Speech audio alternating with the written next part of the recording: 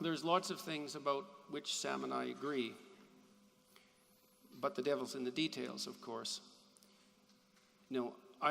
I'm very sympathetic to his claim that we need to ground our ethical systems in something solid and demonstrable. My problem is I'm not sure how to do that. I don't believe that you can derive a value structure from your experience of the observable facts. There's too many facts. You need a structure to interpret them, and there isn't very much of you.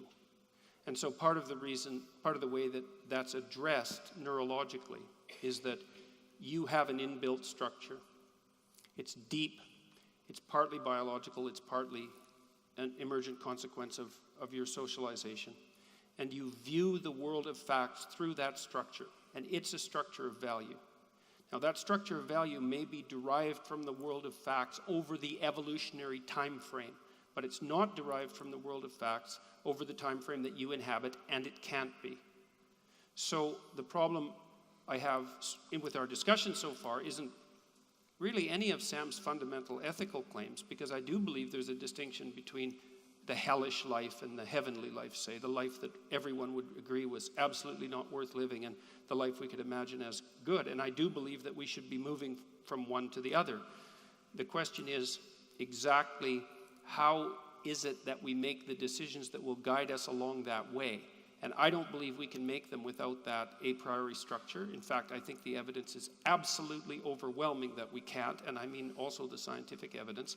And I would like to go further into the devil that's in those details. And so that's my situation at the moment.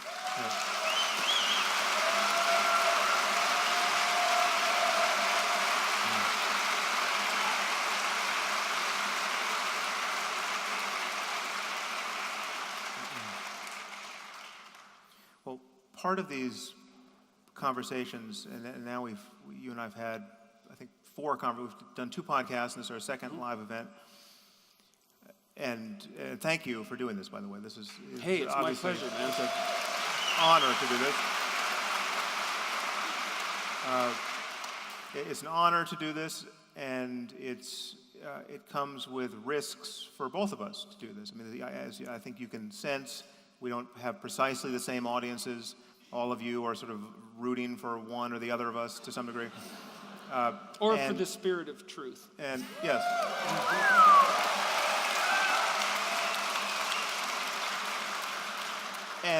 But clearly the conversation is the point, right? This is not, though this conversation had the character at many moments of a debate, I don't think either of us view it as a debate in the trivial sense. It's not about point scoring. It's about making sense in a way that's consequential, because we're talking about issues of great consequence. And you obviously care about these things, and it matters whether we converge on the most important questions in human life. And as you know, I'm worried that religion doesn't give us the tools we need to converge. What does give us the tools is a truly open-ended conversation, and then you simply have to look honestly at the obstacles toward any conversation being open-ended. And religion presents those first and most readily. It is the idea that certain things have been decided for all time, and there's no future evidence or argument that is admissible on those points. Now, that is clearly bad everywhere in science. It's bad everywhere in how we renegotiate our proximity to one another in society. New laws and new ideas are born all the time about how to structure institutions and social relationships, because new things happen. I mean, we didn't have an internet, and then we did. So our old laws and our old expectations of human communication simply don't work in the presence of this new thing, right? So we have to figure out, again, it's a navigation problem. And what I'm perpetually in contest with, even in conversations like this, is the sense that the rules need to change just a little bit for this class of books. I mean, literally, this side of the bookstore right? There's like any other part of the bookstore, well then there's no barrier to honest conversation. But you move over here, you got this shelf of books, there you have to hold your tongue, right? There we can't pick and choose.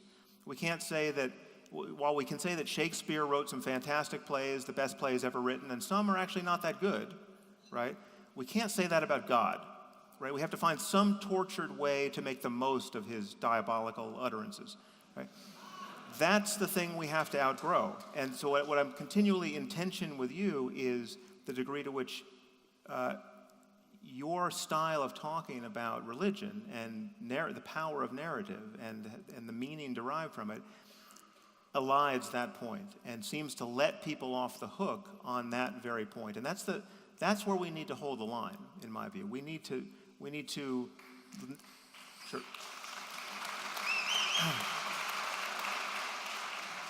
that it has to be clear to us at this moment in history that no one has the right to their religious sectarianism, really. I mean, up to the point, clearly, that there's a World Cup version of it that is benign.